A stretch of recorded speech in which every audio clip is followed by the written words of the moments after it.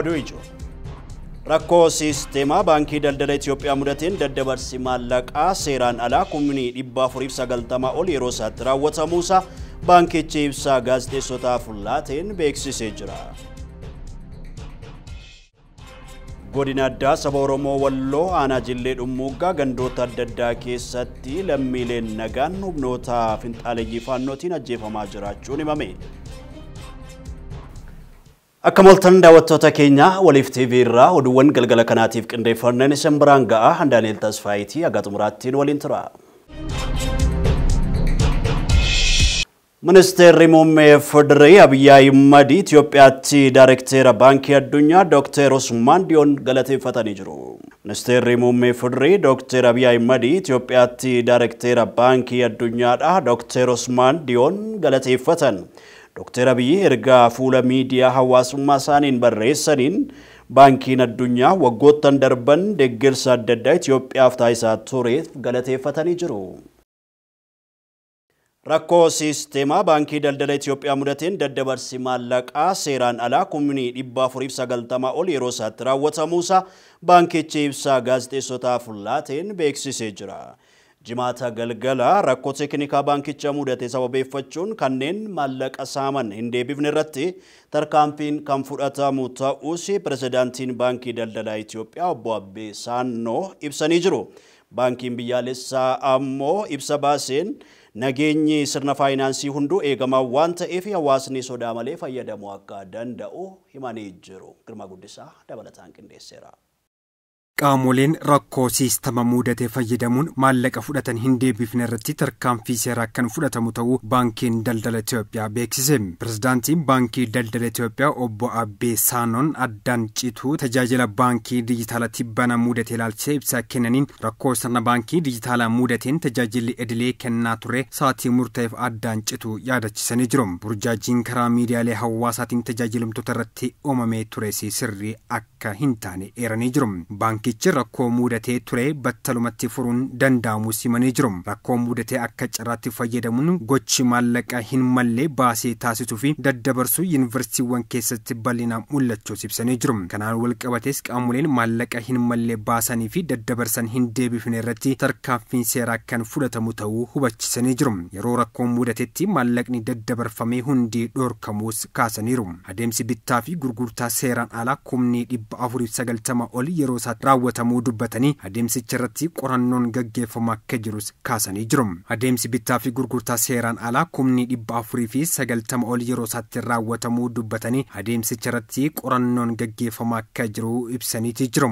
Baankiin daldala Itoophiyaa bitootessa 2024 rakkoo keessoo isaatti uumameen namoonni maallaqa karaa ATM fi karaa daddabarsa maallaqa bilbilaatiin bilisaan maallaqa baankichaa guuraa akka turan maddeen oduu amanamoo biyya keessaas gabaasaa turaniiti jiru. Baankichi maallaqni hangami akka jala saamame ibsuu baatus maallaqa fudhatamee jira jedhamee deeffachuuf koree qindeessuun duula geggeessuuf akka jirus himameeti jira. Ogeessonni baankii daldala Itoophiyaa baankii biyyaalessaa Itoophiyaa fi qaamoleen tikaa walitti qindeessuun maallaqa saamame deeffachuuf akka teessimamee jira. Dhaabbileen barnoota olaanoo barattoonni saamicha maallaqa kan irratti hirmaatan dafanii baankichaaf akka deebisanii fi itti gaafatamummaa seeraa jala bilisa akka ta'anis waamicha taasisaniiti jiru. Bifuma wal fakkaatuun rakkoon baankicha irratti mudate rakkoo saayibarii osoo hin taane rakkoo keessoo ta'uu baankiin biyyaalessaa ibsa baaseen beeksisee jira. Rakkoon baankii daldala Itoophiyaa irraa gahee dhimma yaachisaa akka hin taane baankiin biyyaalessaa ibseetii jira. Dabalataanis rakkoowwan keessoo baankicha mudatan gadi fageenyaan qorachuun uummataaf ifa akka taasifamu simamee jira. Dhaabbileen faayinaansii hundatti nageenya sirna faayinaansii hunduu eegamaa waan ta'eef hawaasni sodaa tokko malee tajaajila faayinaansii fayyadamuu itti fufuu akka danda'u baankiin biyyaalessaa Itoophiyaa beeksisee jira. Baankiin nageenya sirna faayinaansii hundi daran eegamaa amansiisaa tasgabbaa ta'e akka itti fufu tarkaanfii fooyyessaa sirnaa fi hojimaata fudhachuu akka itti fufu hubachiisee jira.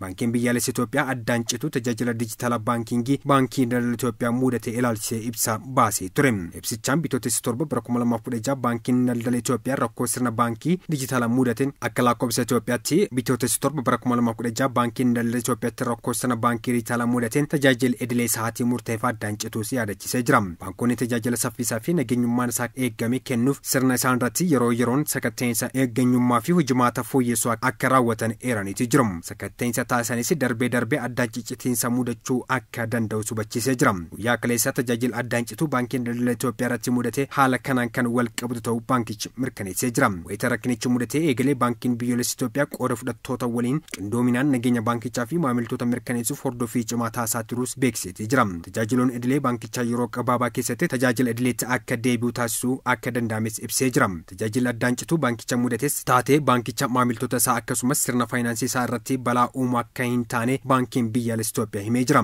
Baankiin biyyaalessa Itoophiyaa sababa rakkinichi mudateen dhamaatii maamiltoota mudatee dabalatee miidhaawwan kan biroo mudatan qorannoo taasisuun fuulduratti hawaasa kan beeksisu ta'us mirkaneesseera. Baankiin biyyaalessa Itoophiyaa sirnoota dhaabbilee faayinaansii fayyadu nageenya isaanii kan eegame amansiisaa fi saffisaa fi fedhii maamiltoota kan guutan waan ta'aniif yeroo yeroon hordoffii fi to'annoo ni taasisa. Hawaasni yaaddoo tokko malee tajaajiloota faayinaansii fayyadamu itti fufuu akka qabus hubachiisee jira. Baankiin biyyaalessa Itoophiyaa sirni faayinaansii waliigalaa nageenya isaanii kan eegame amansiisaa fi kan tasgabbaa'e ta'ee akka itti fufuu tarkaanfii fooyyessaa sirnaa fi hojimaata fudhachuu akka itti fufuu hubachiiseeti jira.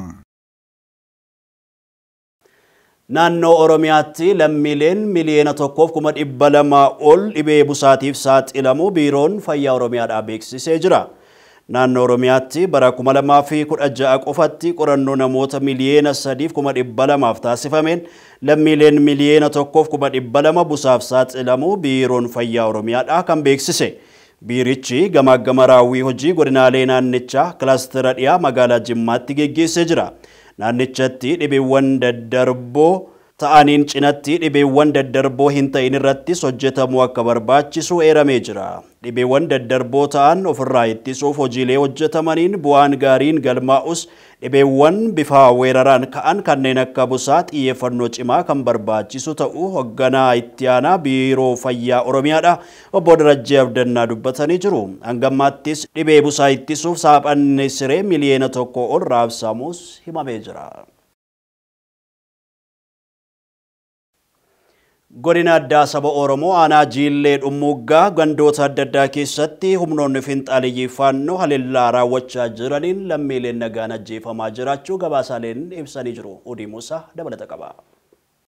Humnoonni finxaaleeyyii faannoo godina addaa saba Oromoo Walloo aanaa Jiillee Dhummuuggaa gandoota adda addaa keessatti haleellaa raawwataa jiraniin namoota nagaa ajjeessaatiif miidhaa geessisaa jiraachuun isaanii dhaga'ameeti jira. Haleellaa guyyaa kaleessaa jechuunis ammoo gaafa bitootessa 17 bara 2024 gandoota aanaa Jiillee Dhummuuggaa keessatti raawwatan jaame kanaanis ammoo uummata nagaa irraa namoonni 5 ajjeefamuudhaa fi namoonni lakkoofsaan 7 ta'an ammoo madaa'uun isaanii ifoomeeti jira. Akka gabaasni miidiyaalee biyyoota ambaa maddeeffachuudhaan dhimma Itoophiyaa hordofan gabaasanitti yoo ta'e humnoonni kun haleellaa walitti fufaa gandoota akka Tuquree Gooroo, Wadaawoo, Baalciidhaa fi Mudhii Facaa ja'aman keessatti miidhaa geessisaa jiraachuun isaanii ifoomeeti jira. Haleellaa humnoonni finxaaleeyyii gaafa bitootessa 17 taasisan kanaanis ammoo aanaa Jiillee Dhummuuggaa gandoota Tuquree Gooroo, Wadaawoo, Baalcii fi Mudhii Facaa irratti namoonni nagaa ajjeefamanii akka jiranis odeeffannoon miidiyaaleen qabatanii ba'aa jiran kan ifoomsan yeroo ta'u haleellaa kanaan ammoo guyyaa kaleessaa jechuunis gaafuma bitootessa 17 kana yoo akkam xiqqaate namoonni 5 lubbuu isaanii dhabuudhaa fi namoonni 7 ammoo madaa'uu isaanii gabaafameeti jira.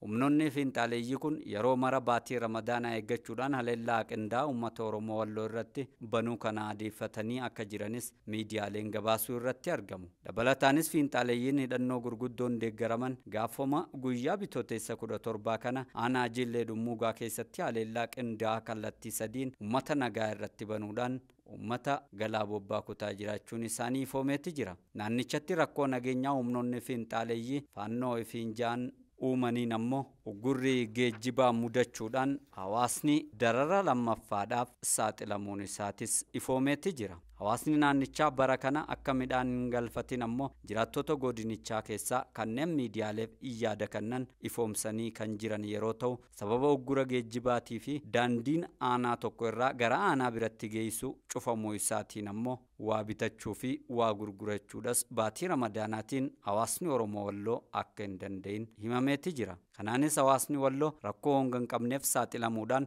rakkina hamaa dhandhamachaa jiraachuu isaanii gamas irraa ifoomee kan jiru yeroo ta'u waraanuma Oromoota Walloo irratti banamee jiru kanaan lammiiwwan haleellaa humnoota fiinxaaleeyyii kanaan madaa'uudhaan sababa yaala fayyaa argachuu dhabuutiin lubbuun isaanii dabraa akka jiru simameeti jira. Haleellaa humnoota fiinxaaleeyyii uggura geejjibaatii fi namoonni madaa'an yaala fayyaa argachuu dhabuu dabalate uummanni Oromoo Walloo rakkoo ulfaataa keessa jiraachuu isaatis ammoo jiraattonni naannicharraa miidiyaaleedhaaf yaada isaanii kennan ifoomsaniiti jiru. Bara kana qormaata biyyaalessaa kutaa 12ffaa fudhachuu barattoonni 600 fi 70 galmaa'uu ministeerri barnootaadhaa beeksisee jira. Barana qormaata biyyoolessaa kutaa 12ffaa fudhachuuf barattoonni 600 fi 70 galmeeffamu tajaajilli qormaataa fi madaalli barnootaa beeksisee jira. Daarekteerri olaanaa tajaajilichaa Dr. Sheetuu Kabbadaa akka himanitti barana kenniinsi qormaata biyyaalessaa kutaa 12ffaa akka milkaa'uuf qophiin gahaan taasifamaa jira. Haaluma kanaan qaamolee dhimmi ilaallatu waliin ta'uun barattoonni gosoota qormaataa qoraman baranii akka irratti hojjetanis himanii jiru. Barattoonni qorqalbiin akkatti qophaa'aniifis hojiin adda addaa raawwatamuu eeraniiru. Galmeen barattootaa qormaata biyyoolessaa kutaa 12ffaa qormaanni gurraandhala 3 hanga gurraandhala 30 2016 akka geggeeffamu kanaan dura tajaajilichi beeksisuun ni yaadatama. Haaluma kanaan tajaajilli bakkeewwan rakkoon nageenyaa jiru tokko tokkorraan kan hafe bakkeewwan birootti sadarkaa biyyaatti galmeen barattootaa taasifamee xumuramuu beeksisee jira. Kanaanis hangammaatti barattoonni qormaaticha qoraman 600 fi 70 galmaa'uu eeraniiru. Bakkeewwan sababa rakkoo nageenyaaf hagammaatti hin galmoofnetti ammoo torban kana keessa galmeen kan eegalamu ta'uu himanii jiru. Hojiin qophii qormaataa kunis sirna barnoota biyyattii kan hordofee fi karaa barattoonni sirriitti madaalamuu danda'aniin taasifamaa jiraachuus ibsanii jiru. Soomaaliyaan humna loltoota Itiyoophiyaan haleellaa Alshabaab irraa tikfamtee jiraachaa jirti. Haa ta'uyyuu malee erga waliigalteen ulaa galaanaa Itiyoophiyaa fi Somaaliilaand gidduutti mallatteeffame michummaa Alshabaab uumuu malti jechuun gabaasaaleen ba'an mul'isanii jiru. Boruumashii gabaasa bal'aa qindeesseera. Itoophiyaan eega bara faranjoota 2014 baatii ammajjigaaf guyyaa 22 irraa kaasee ergama gamtaa Afrikaa Somaaliyaatti makamtee nagaa Somaaliyaatiif gumaachaa turtee jirti. Ergamni kun illee ammoo murtii mana maree nageenya dhaabbata mootummoota gamtoomanii hordofuun kan raawwatame ture. United Nation gaafasii loltoota Afrikaa walitti qabuudhaan sochii Alshabaabii naannoo sanitti godhu to'achuuf murtee kana dabarse ture. Itoophiyaanis loltoota isii 4395 ta'an humna nagaa kabachiisaa waloo kanatti makuudhaan gaafasuu bobbaachee turte.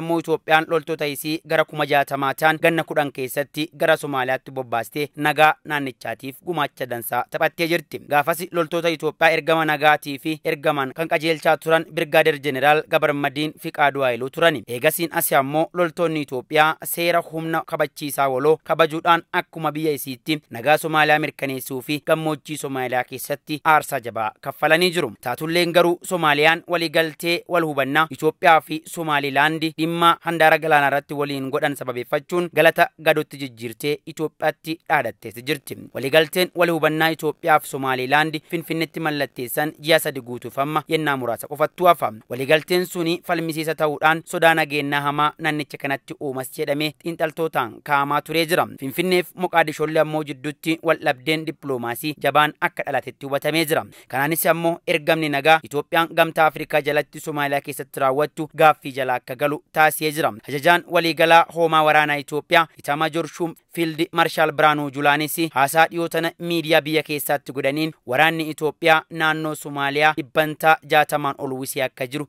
dubbataniitu jiru. Kun ammoo hagam akka loltoonni Itoophiyaa nagaa Somaaliyaatiif akka dhaabbataa turtee fi gatii hamaa achitti ba'aa akka turte kan agarsiisudha. Mootummaan Somaaliyaa ammoo Somaaliilaand biyya isiin adda baatee akka biyyaatti of ilaaltuuf jedhanii galata loltoota Itoophiyaa irraanfachuudhaan jechoota ulfaatoo fi sochiiwwan Itoophiyaa akka diinaatti labsan hedduu taasisaa turtee jirti. Pireezidaantiin Somaaliyaa Hassan Sheikh Mohammad keessa bahuudhaan hanga lammiilee biyyattii fi waamicha ofiitti isaa jedhu dabarsaniitti dhaqqabanii jiru. Itoophiyaan garuu aarsaa loltoonni nagaa Somaaliyaa kabachiisuudhaaf kaffalan akka salphatti hin hubanne. Aangawoonni Itoophiyaa Soomaaliyaan aarsaa lubbuu fi miidhama qaamaa loltoonni isii Soomaaliyaaf baaste ibsuudhaan Soomaaliyaan biyya dhiigaa fi wareegama ilmaan isiitiin eeggamte jedhanii dubbachuu malee haasaa lolatti geessu dubbachuurraa of qusatanii jiru. Soomaaliyaan waraana Itoophiyaa biyya isii keessatti Alshabaab dadhabsiisuu fi waggaa 10 guutuu gahee murteessaa taphatan waliin wal loluufis dhaadachuuf daqiiqaa waan itti fudhateen fakkaatu. Gamtaan ergama nagaa ammoo loltoota nagaa eegsisan Soomaaliyaa keessaa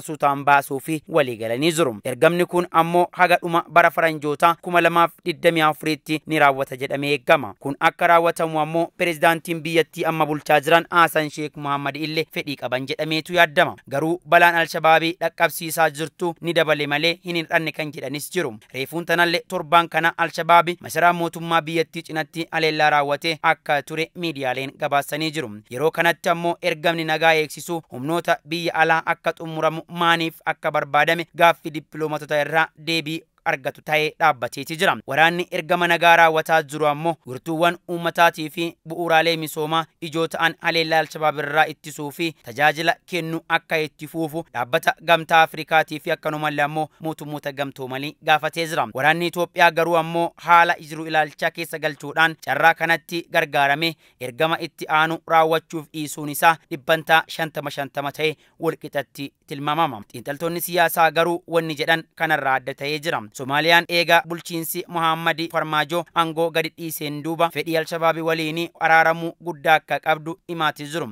Murteen kun ammoo biyyattiin nagaa harka eegdota biyya alaa irraa argamu irraa amantaa akka fixattee fi waan murteessite fakkaatti jedhaniitu dubbatu. Garuu ammoo Soomaaliyaan ammas biyyoota liigii Arabaa fi Tarkiyyee waliin waliigaltee waraanaa keessa seenaa yennaa jirtu mul'ataa jira. Dhaabbanni mootummoota gamtoomanii ammoo meeshaa waraanaa, baasii boba'aa, mindaa fi baasii biroo guddaa ramaduudhaan Soomaaliyaa Alshabaab irraa tissaakti tureeti jira. Ameerikaa fi gamtaan Awurooppaas ammoo maallaqa guddaa kaffalanii akka jirantu himama. Garuu ammoo hanga dhuma bara faranjoota 2024 kanatti deeggarsi faayinaansii isaan irraa argamu waan itti fufu hin fakkaatu jedhama. Ergamni kunis ammoo akka raawwatu waggaatti doolaarri Ameerikaa hanga biiliyoona 1tti dhiyaatu akka barbaachisutu barame. Ergamni kun yoo adda cite ammoo balaan guddaan naannoo kanatti akka dhaqqabu hubatama. Soomaaliyaanis ammoo humna alaa malee mootummaa Moqaadishoo keessa qubatu guyyaa tokkoofillee oolchuu akka hin dandeenye xiinxaltoonni dubbatu. Sababa kanaaf ammoo Soomaaliyaan filannoo lama akka qabdutu himama. Filannoon inni dura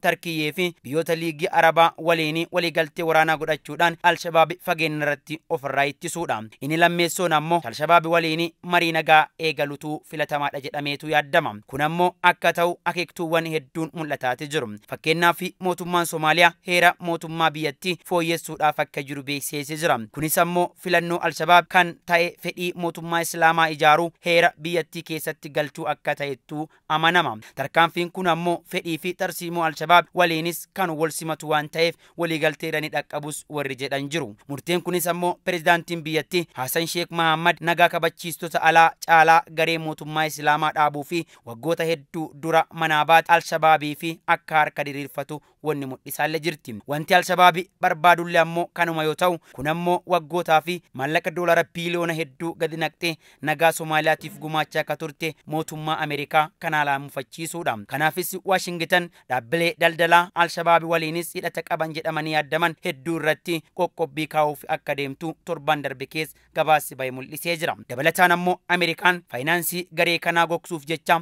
tattaaffiin addunyaa akka dachaadhaan dabalu ni taasistis sodaan jedhus ni jira. Alshabaabii waggaatti doolaara miiliyoona 100 ol argata ka jedhamee yaadamu yoo ta'u maddi maallaqa kanaallee ammoo saamichaa fi namoota dhuunfaa akkasumas ammoo deeggarsa maallaqaa dhaabbilee isaan waliin hojjetan irraa akka argamu wiirtuun basaasa Ameerikaa bira gahee jira jedhama. Balaan Alshabaabii geessisu ammoo Soomaaliyaa qofa irratti ka daangeffamu otoo hin taane gareewwan akka Alqaayidaa faati isaan duba waan jiraniif jeequmsa addunyaa guutuu hordofsiisuu mala jedhamee sodaatama. Dhaabbileen faayinaansii fi teekinooloojii Alshabaabii waliin hidhata qaban ammoo baay'inaanii Dubaayitti akka argaman basaastonni Ameerikaa saaxilanii jiru. Dhaabbileen kuuwwan ammoo biyyoota akka Ugaandaa, Soomaaliyaa fi Keeniyaa keessatti argamu jedhama. Dabalataan ammoo sochiin milishoonni Huutii Yaman keessa socho'an jiddu gala bahaa gaafa Afrikaatii fi galoo galaanaa akkanumallee ammoo galaana diimaa irratti taasisan akka Alshabaabii humna deebisee horatu godha jedhama. Murteen Soomaaliyaan fudhataa jirtuu fi waldiddaan dippiloomaasii Itoophiyaa waliin keessa seentee ammoo akka Alshabaab deebi'ee ijaaramuu fi humna guddaa kenna jedhama. Kun taanaan immoo Alshabaabii Soomaaliyaa qofaa doo hin taane biyyoota ollaa akka Itoophiyaa, biyya duraanuu waldhabdee hidhannoo keessoo dandamachuuf rakkachaa jirtuu fi balaa akka ta'e tilmaamuun nama hin dhibu. Gabaasa qindeeffachuudhaa fi maddeen miidiyaa garaagaraa wabeeffanneeti jirra.